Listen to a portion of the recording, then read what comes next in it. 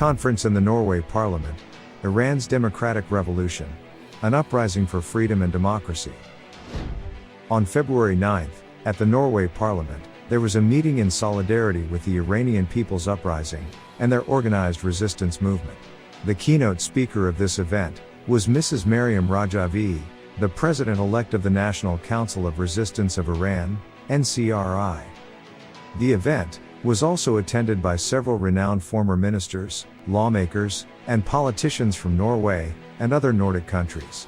At this conference, Geir Hilmar Haarde, the former Prime Minister of Iceland, Kimmo Sasi, the former Minister of Transport and Communications of Finland, and Edvard Julius Solness, the former Minister of the Environment of Iceland, spoke. At this conference, former MEP Struan Stevenson introduced his last book about a century of the struggle of the Iranian people against two dictatorships. One of the regime's key tactics is to launch massive campaign to spread a big lie and claims that there is no credible and democratic alternative, concluding that regime change will lead to chaos. For this reason, the regime intensified its demonization and disinformation campaign against the NCRI and the PMI during the uprising.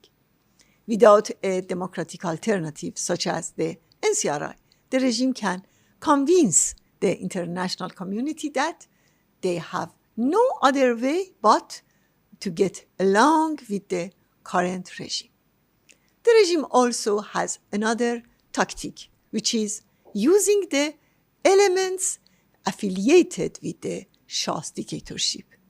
The Ministry of Intelligence and the IRGC also deploy such elements to divert the uprising.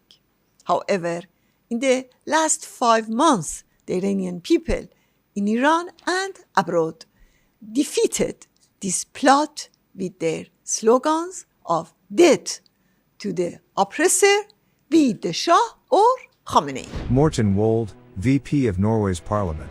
We are following the situation closely, and we see that you have a large challenge in this battle. And we understand, of course, that you need full and wholehearted support from Norway, which you, of course, have. Norwegian MP, Christian Tybring-Gjedde, we should make every effort that we can in order to support the opposition in Iran. We have to remember that the Iranian Revolutionary Guards could be put on the terrorist list. Former Norwegian MP, Geir Sigbjørn Torskildal. We know that the regime in Iran does not represent the people, and the best way to convey that is to recognize people's right to defend themselves and support their desire for a regime change. Geir Hilmar Haarde, former Iceland's Prime Minister. This is not just a demonstration. It's the beginning of something big, the beginning of the end of the religious dictatorship. It's so important for us to support the fight of the Iranians for freedom and democracy. Kimmo Sasi, former Finland's Minister of Transport and Communications. The National Council of Resistance of Iran is the strongest opposition group with democratic structures and wide support abroad but also inside Iran. Arild Hermstad, the leader of the Norwegian Green Party. It's the young people of Iran, it's the women of Iran who currently are being extremely brave, and it's actually their struggle, and what we can do to support them is what we should think about. Edvard Julius Solness, former Iceland's Minister of Environment. The EU should immediately blacklist the Islamic Revolutionary Guard Corps as a terrorist group. This action is long overdue.